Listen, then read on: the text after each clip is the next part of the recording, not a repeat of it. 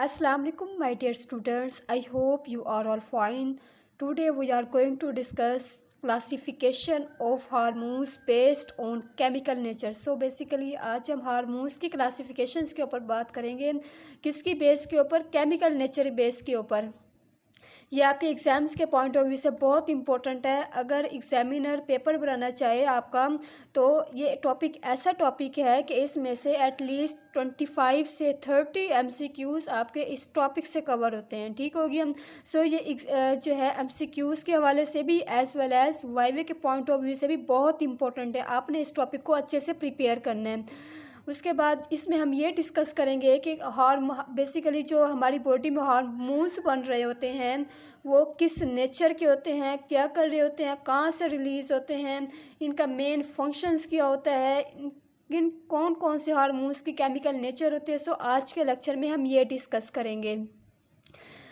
आपके जो हार्मोन्स होते हैं, कुछ हार्मोन्स जो है वो पेप्टाइड नेचर के भी होते हैं, कुछ हार्मोन्स ग्लाइकोप्रोटीन्स के नेचर्स के भी होते हैं, कुछ हार्मोन्स जो है स्टेरॉयड नेचर होते हैं, कुछ हार्मोन्स अमाइनो ग्रुप नेचर के होते हैं और कुछ हार्मोन्स अमाइनो एसिड्स के नेचर के होते हैं। सो वन बाय वन हम इसको डिटेल के साथ डिस्कस करेंगे।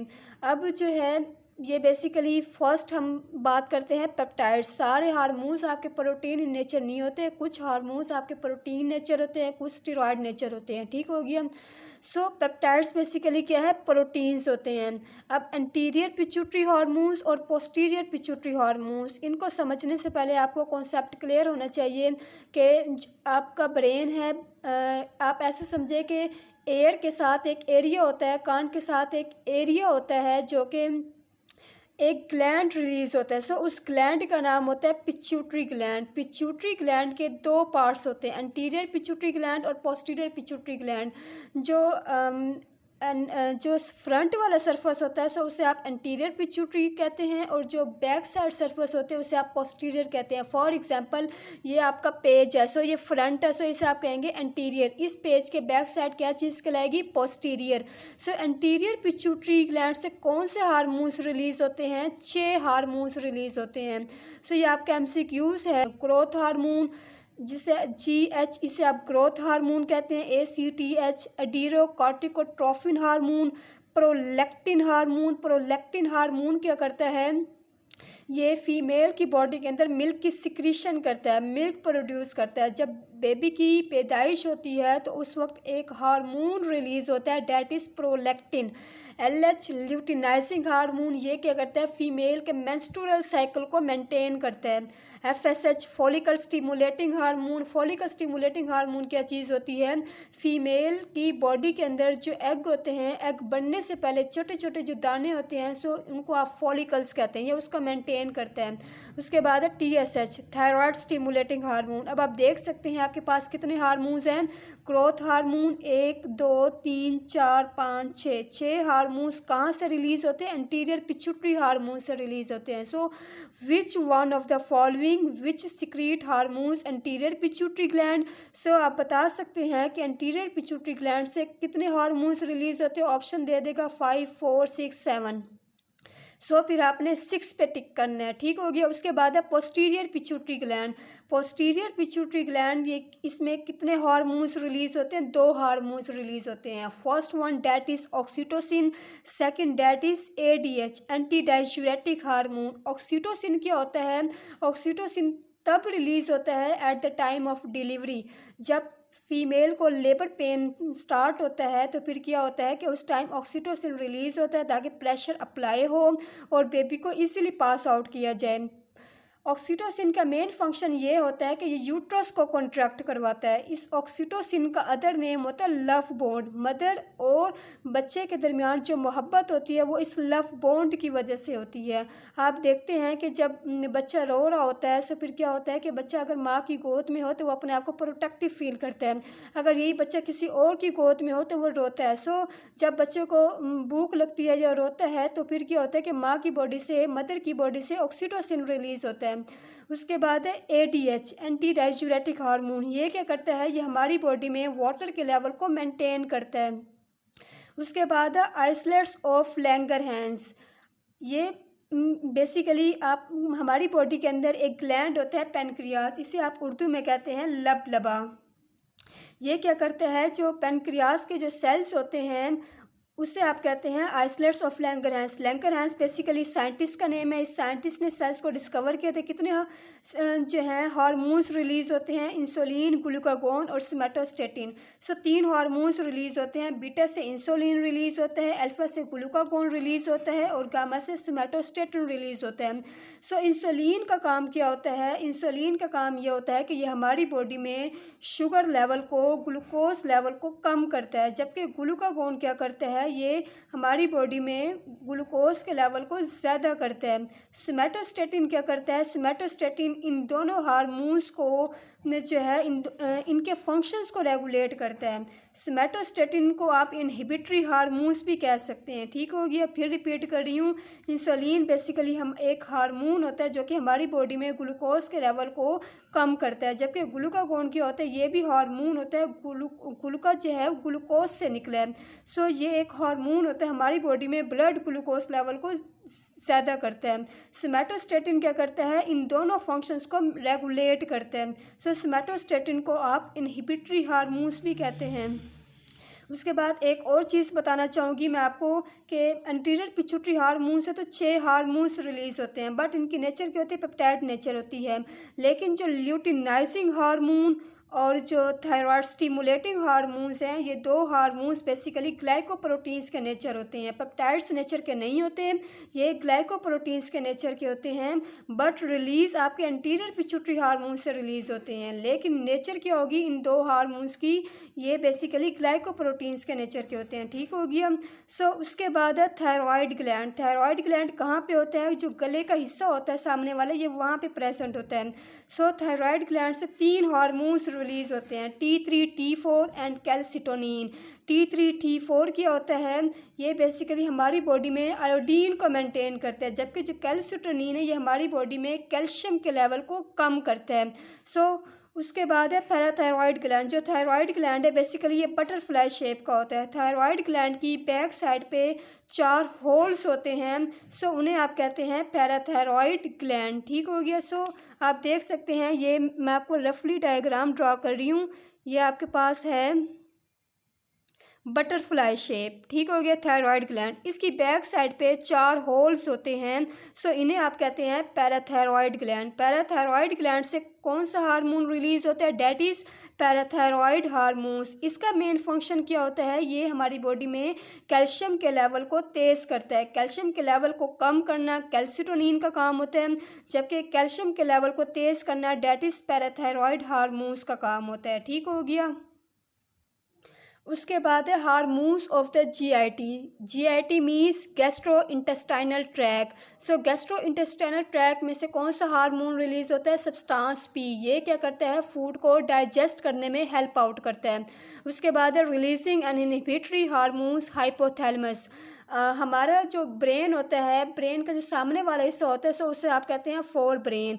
सामने वाला हिस्सा जो दिमाग होता है वो फोर ब्रेन होता है। सो वहाँ पे एक हार्मोन होता है डेट इज़ हाइपोथैलेमस। हाइपोथैलेमस क्या करता है? ये मैसेंजर्स हार्मोन्स रिलीज़ करते हैं जो कि बॉडी के मुख्तलिफ हिस्सों पे मैसेज लेके जाते हैं, मुख्तलिफ ग्लैंड्स के ऊपर मैसेज लेके जाते हैं और ग्लैंड्स को बताते हैं कि कब हार्मोन्स रिलीज़ करना है। सो हाइपोथैलेमस खुद रिलीज़ नहीं करता, इसने अपने पास बंदे रखे हुए होते हैं कि मुख्तलिफ ग्लैंड्स के पास जाते हैं और बॉडी के ग्लैंड्स को इन्फॉर्मेशन देते हैं, इनको बताते हैं कि कब और किस टाइम आपने बॉडी के अंदर रिलीज़ करना है। ठीक हो गया। सो उसके बाद है ओवरीज। ओवरीज क्या है? ओवरीज से कौन सा हार्मोन रिलीज होता है? That is relaxin. इसका मेन फंक्शन क्या होता है? फीमेल की जो एग होती है, फीमेल की एग की प्रोडक्शन को रिलैक्स करने में हेल्प आउट करता है। ठीक हो गया। सो हमने पढ़ा ये बेसिकली किस नेचर के होते हैं? ये पेप्टाइड्स नेचर के होते हैं। एंटीरियर पिट्यूटरी हार्मोन्स जो हैं, कितने हार्मोन्स एंटीरियर पिट्यूटरी ग्लैंड से कितने हार्मोन्स रिलीज़ होते हैं? 6 हार्मोन्स रिलीज़ होते हैं। Growth hormone, thyroid stimulating hormone, adrenocorticotrophin hormone, follicle stimulating hormone, luteinising hormone. उसके बाद फिर हमने पढ़ा पोस्टीरियर से कितने हार्मोन्स रिलीज़ होते हैं? 2 हार्मोन्स रिलीज़ होते हैं, oxytocin and ADH। Thyroid gland से कितने हार्मोन्स रिलीज़ होते हैं? 3 तरह के हार्मोन्स रिलीज़ होते हैं, बट आपने जो इसमें बताना है, जो पेप्टाइड नेचर का होता है वो कैल्सिटोनिन होता है, जबकि T3 T4 वो आपका अमाइनो एसिड का नेचर का होता है। ठीक हो गया। सो आपने इसमें नहीं लिखना है कि T3 और T4 भी। सिक्रीट तो 3 हार्मोन्स होते हैं, बट जो नेचर होती है, हमने नेचर की बेस पे हमने इसको क्लासीफाई करना है। ठीक हो गया। सो आपने इसको याद रखना है। उसके बाद GIT से कौन सा हार्मोन रिलीज़ होता है, सब्सटेंस पी जो है हाइपोथैलेमस। ओवरीज से कौन सा हार्मोन रिलीज़ होता है, डेट इज रिलैक्सिन। उसके बाद ऐसे कौन से हार्मोन्स होते हैं जो कि ग्लाइकोप्रोटीन्स के नेचर के होते हैं। So first one that is HCG, human chronic gonadotrophin hormone. TSH thyroid stimulating hormone. LH luteinising hormone. वही जो मैंने अभी बात डिस्कस की है कि एंटीरियर पिट्यूटरी ग्लैंड्स के जो 2 हार्मोन्स होते हैं, एक होता है ल्यूटिनाइजिंग हार्मोन और एक होता है thyroid stimulating hormone. Release anterior pituitary gland से होते हैं, बट इनकी जो नेचर होती है वो ग्लाइकोप्रोटीन्स की नेचर होती है। उसके बाद है एरिथ्रोपोइटिन। एरिथ्रोपोइटिन क्या होता है, ये कहाँ से रिलीज़ होता है, ये बेसिकली किडनी से रिलीज़ होता है। सो इसका काम क्या होता है, एरिथ्रोपोइसिस बनाना। एरिथ्रोपोइसिस क्या चीज़ होती है, हमारी बॉडी में रेड ब्लड सेल्स का बनना, डेट इज एरिथ्रोपोइसिस। सो अगर किडनी से हार्मोन्स रिलीज़ नहीं होगा तो क्या होगा, एरिथ्रोपोइसिस नहीं बनेगा। जब एरिथ्रोपोइसिस नहीं बनेगा तो रेड ब्लड सेल्स नहीं बनेंगे। जब रेड ब्लड सेल्स नहीं बनेंगे तो क्या होगा, एज अ रिजल्ट पेशेंट को एनीमिया हो जाएगा। ठीक हो गया। सो एरिथ्रोपोइटिन कहाँ से रिलीज़ होता है, ये किडनी से रिलीज़ होता है। इसका मेन फंक्शन क्या होता है, एरिथ्रोपोइसिस बनाना।